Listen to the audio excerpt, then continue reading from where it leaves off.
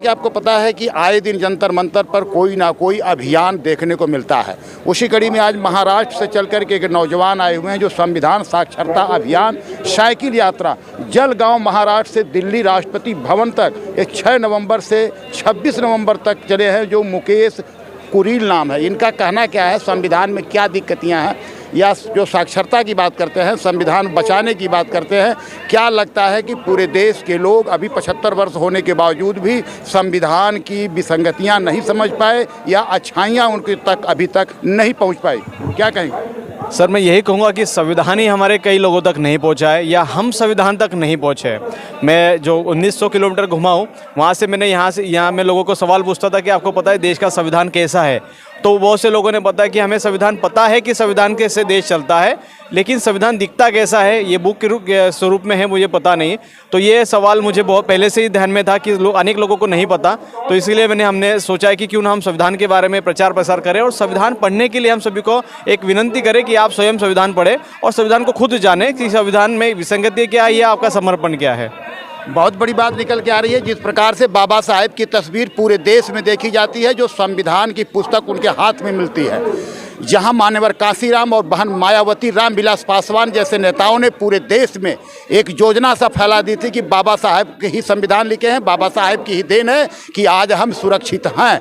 लेकिन जो आज बाबा साहेब को मानने वाले लोग हैं, हिंदुस्तान के करोड़ों लोग जो उनके दिलों में बसते हैं बाबा साहेब, उनका ही संविधान नहीं जान पाते। एक युवा को घूम करके बताना पड़ रहा है कि संविधान क्या है। जिस बच्चे को पढ़ाई लिखाई में संविधान की जानकारी नहीं होगी, वो क्या राष्ट्रहित समझेगा, क्या बाबा साहब की सोच समझ पाएगा। सबसे बड़ी बात है कि 75 वर्ष आरक्षण को भी हो गया, जो बाबा साहब ने दे के 10 साल के लिए गए थे, लेकिन 75 वर्ष बाद भी आज एक गाँव का दलित ही घोषित है। महामहिम राष्ट्रपति को भी दलित कहा जाता है, जो हिंदुस्तान का सर्वोपरि कहा जाता है। एक मिनिस्टर को भी अभी आज दलित ही कहा जाता है। कितनी बड़ी विडंबना है इन नेताओं की कि आज तक आम लोगों को बाबा साहेब का विचार और बाबा साहेब का संविधान समझाने में कहीं ना कहीं अक्षम साबित हुए हैं। आपसे मैं और भी जानना चाहूँगा, आपके यहाँ जो नेतागण लोग हैं वो नहीं घूमते हैं?